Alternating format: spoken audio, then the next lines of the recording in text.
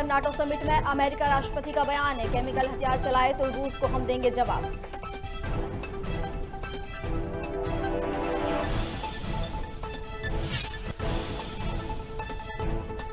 उत्तर प्रदेश में फिर होगा योगी सरकार का राज, आदित्यनाथ योगी आज लेंगे सीएम पद की शपथ। समारोह में पीएम मोदी और केंद्रीय गृह मंत्री अमित शाह करेंगे शिरकत।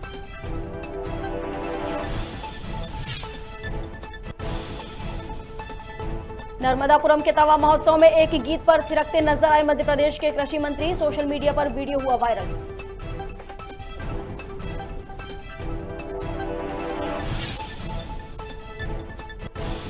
नरसिंहपुर में गोली मारकर युवक की हत्या, ढाबे पर नाश्ता कर रहा था युवक, सुआतला थाना क्षेत्र के सरसला की घटना।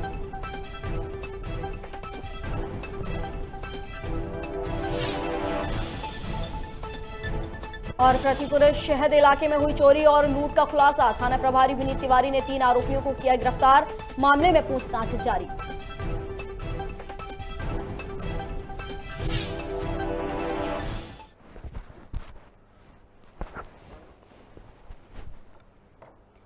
नमस्कार, खबर भारत देख रहे हैं आप, मैं हूं आपके साथ प्रियंका। चलिए बढ़ते हैं खबरों की ओर। रूस यूक्रेन जंग अभी भी जारी है। इसी बीच अमेरिका राष्ट्रपति जो बाइडेन ने ब्रुसेल्स में नाटो समिट को संबोधित किया। इस दौरान बाइडेन ने कहा कि अगर रूसी राष्ट्रपति व्लादिमीर पुतिन ने यूक्रेन के खिलाफ जंग में केमिकल वेपन का इस्तेमाल किया तो नाटो जवाब देगा। बाइडेन ने समिट के बाद मीडिया से कहा कि हमने चीन को साफ तौर पर चेताया है कि अगर उसने रूस की मदद की तो इसके गंभीर आर्थिक परिणाम भुगतने होंगे।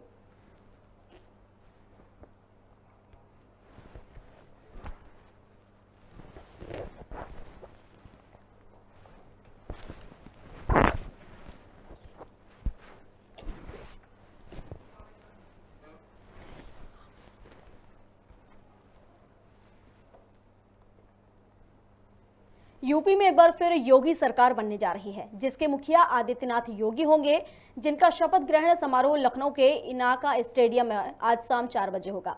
शपथ ग्रहण कार्यक्रम में पीएम नरेंद्र मोदी, केंद्रीय गृह मंत्री अमित शाह समेत 12 भाजपा शासित राज्यों के मुख्यमंत्री शामिल होंगे। बता दें कि 49 साल के आदित्यनाथ योगी बता दें कि 49 साल के आदित्य योगी प्रदेश के 38वें मुख्यमंत्री होंगे। 19 साल बाद योगी पहले ऐसे सीएम बनने वाले हैं जो कि विधानसभा चुनाव लड़कर मुख्यमंत्री बन रहे हैं। पिछली बार योगी विधानसभा परिषद से चुने गए और सीएम बने थे।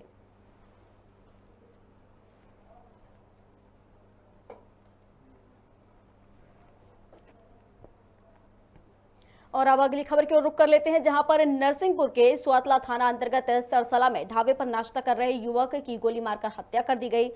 बताया जा रहा है कि 3 युवक साथ में ढाबे पर नाश्ता करने पहुंचे थे। इस दौरान घटना को अंजाम दिया गया। मृतक का नाम गुड्डू बताया जा रहा है, जो कि केरपानी का निवासी है। फिलहाल घटना का कारण अभी अज्ञात बना हुआ है। मौके पर पहुंची पुलिस ने हत्या की तफ्तीश में जुट गई है।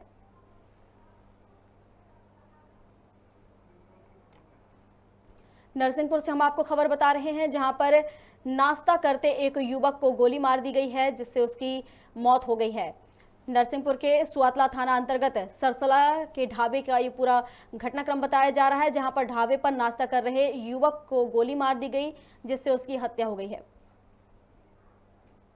बता दें आपको कि 3 युवक साथ में ढाबे पर नाश्ता करने पहुंचे थे। इस दौरान घटना को अंजाम दिया गया और वहीं मृतक का नाम गुड्डू बताया जा रहा है, जो कि केरपानी का निवासी है। फिलहाल इसका अभी कारण तो अज्ञात बना हुआ है कि किस कारण से उसे गोली मारी गई। वहीं मौके पर पुलिस पहुंची है और अब हत्या की जानकारी जुटा रही है। नरसिंहपुर से हम आपको ये पूरी खबर बता रहे हैं, जहां पर नाश्ता करने गए एक युवक को गोली मार दी गई है।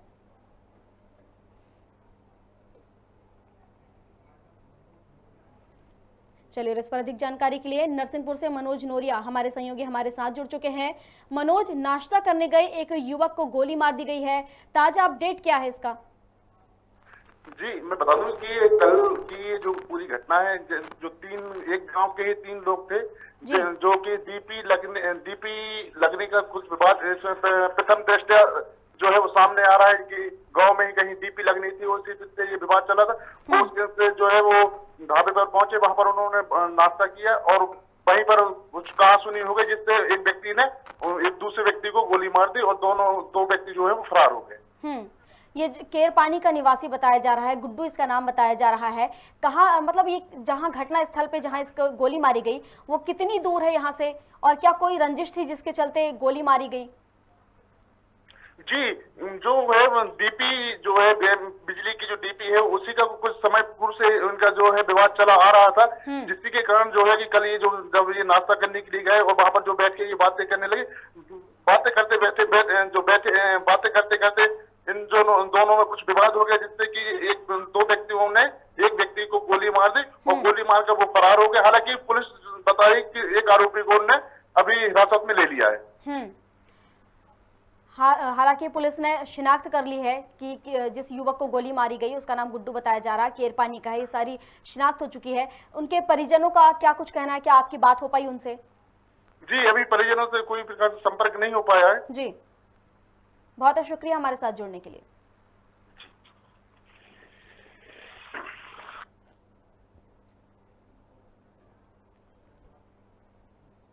चलिए और अब अगली खबर की ओर बढ़ते हैं, जहां नर्मदापुरम जिले के तवा नगर में तवा महोत्सव कार्यक्रम का आयोजित किया गया, जिसमें कृषि मंत्री कमल पटेल के साथ जल संसाधन मंत्री तुलसी सिलावट भी शामिल हुए।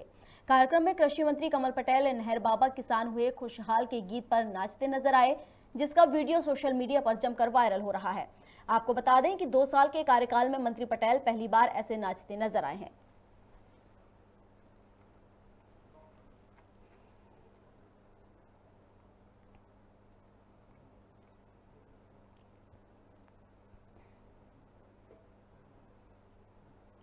पृथ्वीपुर सहित इलाके में हुई लूट और चोरी की घटना के मामले में 3 आरोपियों को पुलिस ने गिरफ्तार कर लिया है। इन्हें तीनों आरोपियों को थाना प्रभारी विनीत तिवारी ने गिरफ्तार किया है। पृथ्वीपुर एसडीओपी संतोष पटेल ने बताया कि आरोपियों से लूट का सामान भी जब्त किया गया है।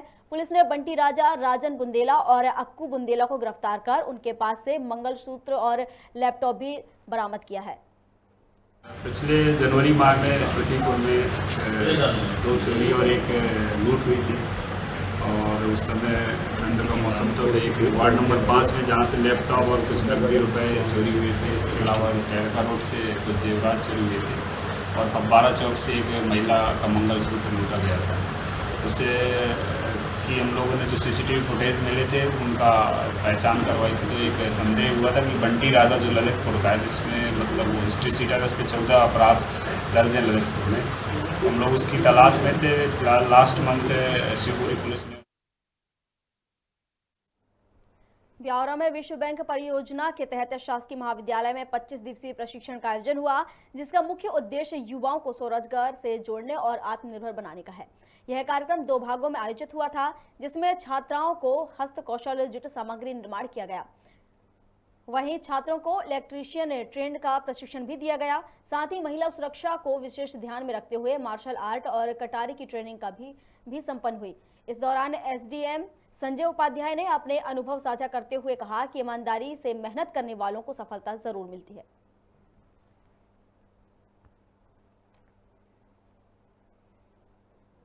हम आपको ब्यावरा की खबर बता रहे हैं, जहां पर प्रशिक्षण का उद्देश्य युवाओं को आत्मनिर्भर बनाना है, जिसमें छात्राओं को हस्तकौशल जुट सामग्री निर्माण किया गया है। वहीं छात्रों को इलेक्ट्रीशियन ट्रेड का प्रशिक्षण भी दिया गया। साथ ही महिला सुरक्षा को विशेष ध्यान में रखते हुए मार्शल आर्ट और कराटे की ट्रेनिंग भी दी गई। इस दौरान एसडीएम संजय उपाध्याय ने अपने अनुभव साझा करते हुए कहा कि ईमानदारी से अगर मेहनत करते हैं तो सफलता जरूर मिलती है। ये पूरी खबर हम आपको ब्यावरा से बता रहे हैं। चलिए इस पर अधिक जानकारी के लिए ब्यावरा से नरेंद्र साहू हमारे साथ हमारे सहयोगी जुड़ चुके हैं। नरेंद्र, शासकीय महाविद्यालय में 25 दिन का प्रशिक्षण आयोजित किया गया है, क्या कुछ अपडेट है ये? जी, मैं आपको बता दूं कि इसका कल समापन था। इसमें हमें ब्यावरा के एसडीएम संजय उपाध्याय और रोजगार अधिकारी मीना जी, ब्यावरा प्रचार आर.के. गुप्ता, अरविंद भारद्वाज, इन सभी मौजूद थे और प्रशिक्षण चला था। बहुत बढ़िया बच्चों को सिखाया, जैसे लड़कों को इलेक्ट्रॉनिक्स से सिखाया, वहीं लड़कियों को जो घरों में बनते हैं जूट वगैरह जो बनते हैं, और जो अपने घर का जो कबाड़ रहता है उससे बहुत चीज़ें बना सकते हैं, प्रशिक्षण दिए गए। इस प्रशिक्षण का मुख्य उद्देश्य क्या है और लोग वहां पर किस संख्या में पहुंच रहे हैं? क्या भारी संख्या में लोग वहां पहुंच रहे हैं, इसमें भाग ले रहे हैं? मैं आपको बता दूं, ये ब्यावरा पीजी कॉलेज में प्रेसिडेंट था और ब्यावरा पीजी कॉलेज के ही स्टूडेंट थे। इसमें बच्चों को पढ़ाई के साथ साथ रोजगार का भी उन्होंने बताया है कि आप प्रेसिडेंट के माध्यम से आप कुछ चीज़ें सीखने को मिले तो आप पढ़ाई के साथ साथ कुछ रोजगार भी आप कर सकते हैं। और महिलाओं को किस तरह का, छात्राओं को, महिलाओं को किस तरह का प्रशिक्षण दिया गया इस पे? महिलाओं वजह से घर में जो डेकोरेशन सामान रहते हैं और जो रस्सियों के जो झूले वगैरह रहते हैं और भी जो घर में बहुत सारी जो घरेलू जो चीज़ें बनती है महिलाओं, ऐसा प्रशिक्षण दिया गया। और प्रशिक्षण का कल समापन था, उसमें शील्ड और प्रमाण पत्र दिया गया अतिथियों के द्वारा। बहुत शुक्रिया नरेंद्र हमारे साथ जुड़ने के लिए। जी।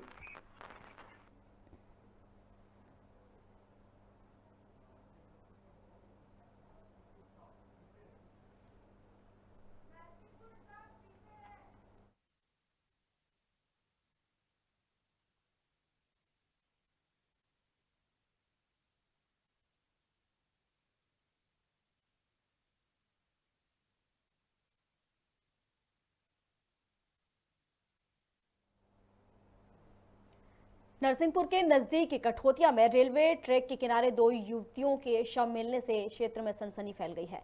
खबर मिलते ही नरसिंहपुर कोतवाली पुलिस मौके पर पहुंची और पंचनामा बनाकर कार्रवाई शुरू कर दी है। वहीं शवों को पोस्टमार्टम के लिए भेज दिया गया है।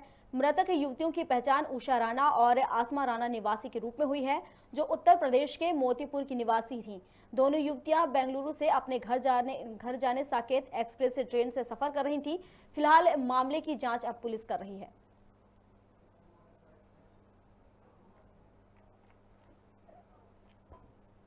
नरसिंहपुर की हम आपको खबर बता रहे हैं, जहां पर 2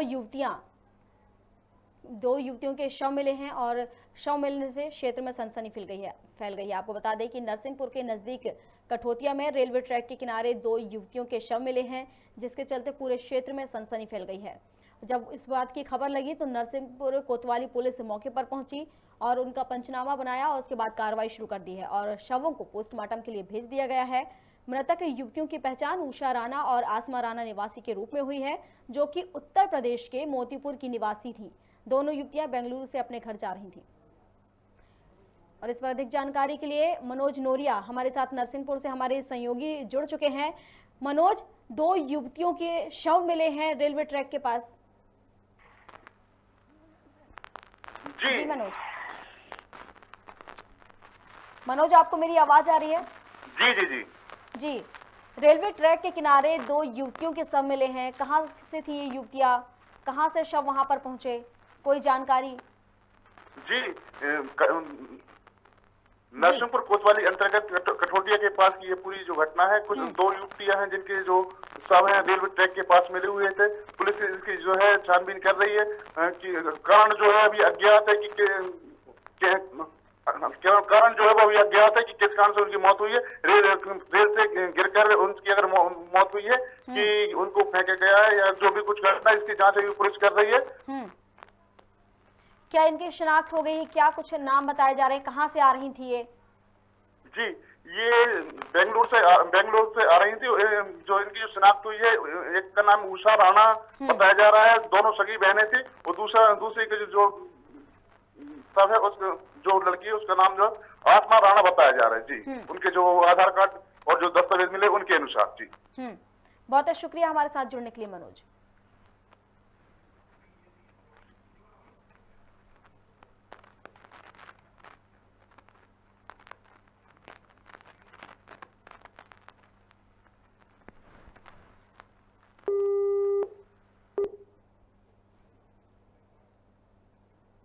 चलिए अगली खबर की बात कर लेते हैं, जहां मध्य प्रदेश सरकार के खाद्य मंत्री बिसाहूलाल सिंह और सहकारिता मंत्री अरविंद भदौरिया ने संयुक्त प्रेस वार्ता कर समर्थन मूल्य पर गेहूं खरीदी की जानकारी दी।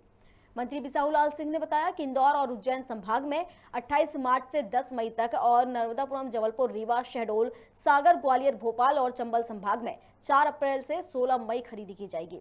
वहीं उन्होंने कहा कि कोरोना काल में भी हमने गरीबों तक राशन पहुंचाया है।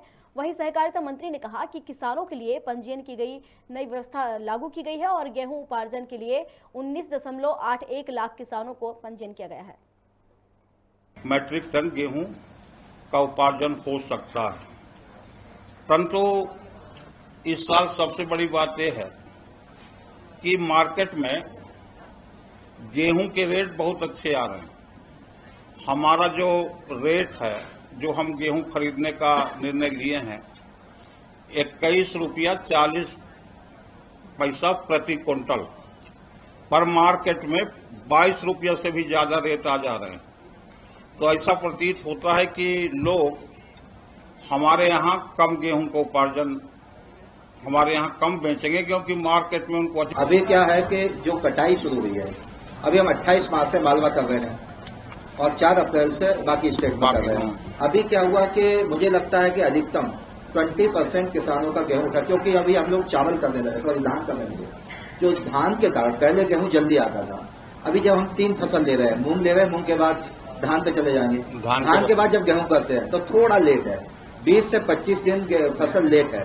अभी जैसे मेरे खुद के खेतों में भी मैं देखा तो अभी फसल जो है ना 20-25 दिन 30 दिन में कट के आएगी।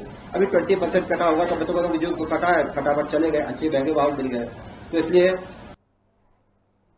चलिए अगली खबर की ओर रुख कर लेते हैं, जहां अखिल भारतीय कांग्रेस कमेटी के संगठन का चुनाव प्रस्तावित है, जिसकी तैयारी पार्टी नेताओं ने तेज कर दी है। इधर केंद्रीय नेतृत्व में संगठन चुनाव के लिए मध्य प्रदेश में 50 लाख नए सदस्य बनाने का लक्ष्य रखा गया है, जिसको लेकर पार्टी के दफ्तरों में बैठकों का दौर जारी है। वहीं निर्वाचन अधिकारी आरसी खुटिया ने पार्टी विधायकों और जिला अध्यक्षों की बैठक ली। जब हम गए थे उज्जैन, देवास और सभी प्रदेश कांग्रेस की कभी एक जमाना में कांग्रेस भी था, जहां सारा देश में सरकार था, और कांग्रेस में भी इंदिरा गांधी का मृत्यु का बाद आई थिंक सारा दुनिया में सबसे ज्यादा 418 सीट कांग्रेस को मिला था, जो बीजेपी को कभी भी नहीं मिलेगा। 418 सीट कांग्रेस उनको नहीं मिलेगा। और जब बीजेपी में 2 सीट थे, वो क्या सोचते थे कि भारत वर्ष में सरकार आएगा, इतना बड़ा संपर्क उनका ताकत बढ़ेगा। तो राजनीति में उत्थान पतन होता है, सरकार आती है जाती है, और कांग्रेस जो पार्टी है वो कितना हार जीत दिखा है, इसमें कांग्रेस विब्रत नहीं है। मध्य प्रदेश कांग्रेस कार्यालय के बाहर महिला कांग्रेस ने बढ़ती महंगाई के खिलाफ प्रदर्शन किया। महिला कार्यकर्ताओं ने गैस सिलेंडर हाथों में उठाकर रसोई गैस में हुई मूल्य वृद्धि वापस लेने की मांग की और मोदी सरकार के विरोध में नारे भी लगाए। वहीं महिला कांग्रेस अध्यक्ष विभा पटेल का कहना है कि जब सिलेंडर 400 रुपए था तब बीजेपी को महंगा लगता था, और अब 1000 के लगभग है तो बीजेपी को कोई दिक्कत नहीं है। इस प्रदर्शन में कांतिलाल भूरिया और महिला जिला कांग्रेस अध्यक्ष संतोष कंसाना समेत बड़ी संख्या में महिलाएं उपस्थित रहीं। रसोई चलाना और उसके मूल्य वृद्धि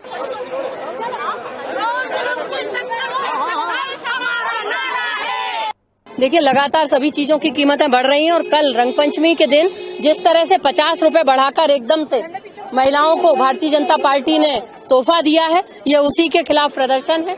क्योंकि आज रसोई गैस से लेके खाने की हर चीज महंगी होती जा रही है, और इसका जो बोझ है वो महिलाओं पे पड़ता है। सारी गृहिणियां इसका विरोध कर रही हैं, और ये विरोध हमारा लगातार जारी रहेगा। आने वाले समय में एक अच्छा समय आएगा। ये 17 साल से बीजेपी का अपना जो कुशासन है उससे लोग परेशान है, किसान परेशान, मजदूर परेशान, महिलाएं परेशान। तो अब आने वाले समय में मतदाताओं ने ठान लिया है कि अब की बार कांग्रेस को लाके ही 2022-23 में कांग्रेस सरकार बनेगी। चलिए अगली खबर की ओर बढ़ते हैं। पूर्व मंत्री जीतू पटवारी ने प्रेस कॉन्फ्रेंस कर बीजेपी सरकार पर हमला बोला है। जीतू पटवारी ने कहा कि जनता 2023 में बुलडोजर चलाएगी। पिछले 15 साल से शिवराज को बुलडोजर याद नहीं आया।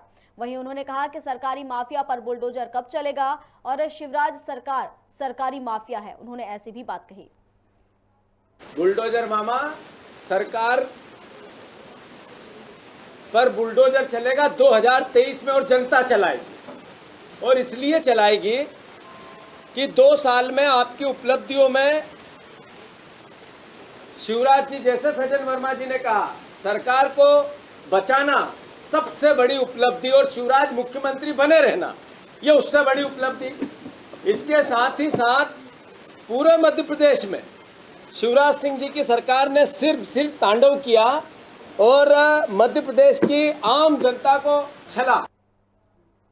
खबर भारत में खबरों का सिलसिला लगातार जारी है। अधिक अपडेट्स के लिए आप बने रहिए हमारे साथ और देखते रहिए खबर भारत। नमस्कार।